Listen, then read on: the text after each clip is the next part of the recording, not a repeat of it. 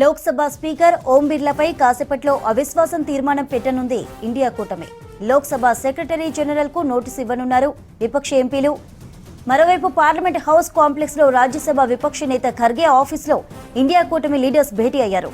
ఈ సమావేశానికి రాహుల్ గాంధీ సహా ఇండియా బ్లాక్ ఫ్లోర్ లీడర్లు హాజరయ్యారు. స్పీకర్ ఓం బిర్లాపై అవిశ్వాస తీర్మానంపై చర్చించారు విపక్ష నేతలు. ఇప్పటికే అవిశ్వాస తీర్మానంపై 103 మంది ఎంపీల సంతకాలు సేకరించింది ఇండియా కూటమి. సభలో పారదర్శకంగా వ్యవహరించాల్సిన స్పీకర్ బీజేపీకి అనుకూలంగా ఉంటున్నారని ఆరోపిస్తున్నాయి విపక్షాలు. ప్రజాస్వామ్య విలువలను పట్టించుకోకుండా పార్లమెంట్లో బీజేపీ రూల్స్ అమలు చేస్తున్నారని ఆగ్రహం వ్యక్తం చేస్తున్నారు. లోక్సభలో రాష్ట్రపతి ధన్యవాద తీర్మానంపై విపక్ష నేత రాహుల్ గాంధీ మాట్లాడేందుకు అవకాశం ఇవ్వకపోవడంతో రచ్చ మొదలైంది. సభలో పదే పదే రాహుల్ గాంధీ ప్రసంగాన్ని అడ్డుకోవడం, మాట్లాడుతుండగానే మైక్ కట్ చేయడం తీవ్ర అసంతృప్తి వ్యక్తం చేశాయి విపక్షాలు.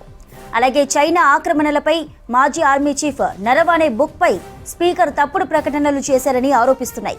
సరిహద్దుల్లో చైనా ఆక్రమణలు, అమెరికాతో ట్రేడ్ డీల్ పై చర్చలను బీజేపీ ఆదేశంతోనే అడ్డుకుంటున్నారని అంటున్నాయి విపక్షాలు. కావాలనే సభను వాయిదా వేస్తున్నారని విమర్శిస్తున్నాయి ఇండియా కూటమిలోని విపక్షాలు. 8 మంది సభ్యులపై సస్పెన్షన్ అక్రమమని, కాంగ్రెస్ మహిళా ఎంపీలపై నిరాధార ఆరోపణలు చేశారని ఆగ్రహంతో ఉన్నాయి విపక్షాలు. మరోవైపు స్పీకర్ ఓం బిర్లా తీరు, బడ్జెట్ సెషన్లో వ్యూహాలపై ఇప్పటికే ఇండియా కూటమి నేతలు భేటీ అయ్యారు. నిన్న రాజ్యసభ విపక్ష నేత ఖర్గే కార్యాలయంలో జరిగిన సమావేశం టీఎంసీ, డీఎంకే, వామపక్షాలు, Samajwadi party, RJD, Shivsena, UBT సహా పలు పార్టీలు పాల్గొన్నాయి. స్పీకర్ ఓం బిర్లాపై అవిశ్వాస తీర్మానం విషయంలో ముందుకు వెళ్లాలని నిర్ణయించారు. స్పీకర్ ఓం బిర్లాకు సంబంధించి విపక్షాలు అవిశ్వాస తీర్మానాన్ని ప్రవేశపెట్టబోతున్నాయి. ఇప్పటికే ఎంపీలకు సంబంధించినటువంటి మద్దతు సంతకాలు అనేది కూడా పూర్తయ్యాయి.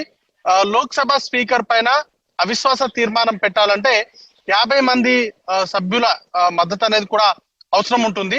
అయితే విపక్షాలు ఈ అవిశ్వాస తీర్మానానికి సంబంధించి ఇప్పటికే 103 మంది ఎంపీలకు సంబంధించినటువంటి మద్దతు సంతకాలు అనేది కూడా సేకరించారు. ప్రస్తుతానికి సెషన్ స్టార్ట్ అయింది 12 గంటలకు. ఉదయం 11 గంటలకు స్టార్ట్ కాగానే 1 minute కే సెషన్ అనేది కూడా వాయిదా పడింది. లాస్ట్ 5-6 రోజుల నుంచి కూడా సెషన్ ఎలాంటి చర్చ లేకుండానే ముగుస్తా ఉన్నటువంటి వాయిదాల పర్వంతో ముగుస్తా ఉన్నటువంటి పరిస్థితి మనం చూసాం. ఈ రోజు కూడా ఉదయం స్టార్ట్ అవగానే సభను వాయిదా వేస్తూ స్పీకర్ నిర్ణయం తీసుకున్నారు. 12 గంటలకు మళ్ళీ సభ స్టార్ట్ అయింది.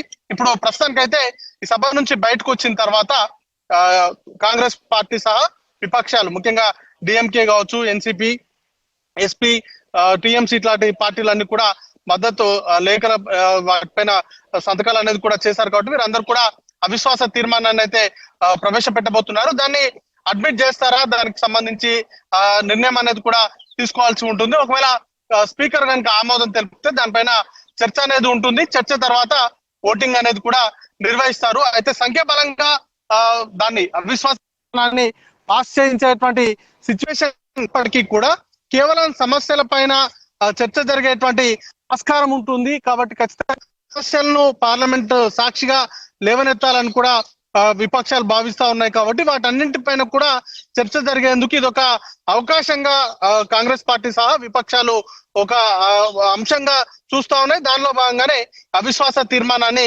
ప్రవేశపెట్టేందుకు ఇప్పటికే నిర్ణయం అనేది కూడా తీసుకున్నారు. ముఖ్యంగా గడిచిన 4-5 రోజుల నుంచి కూడా పార్లమెంట్ లో ఇటు లోక్సభ ప్రతిపక్ష నేత రాహుల్ గాంధీ మాట్లాడేందుకు అవకాశం ఇవ్వకపోవడము, పదే పదే తను మాట్లాడుతున్నటువంటి సందర్భాల్లో అడ్డుకోవడం కావచ్చు. అలాగే రాష్ట్రపతికి తీర్మానం పైన చర్చ లేకుండానే, ముఖ్యంగా నుంచి చర్చ ఉంటుంది. సభ్యులందరూ కూడా పార్టీలకు ఉండేటువంటి సమయం ఆధారంగా చర్చలో పాల్గొంటా ఉంటారు.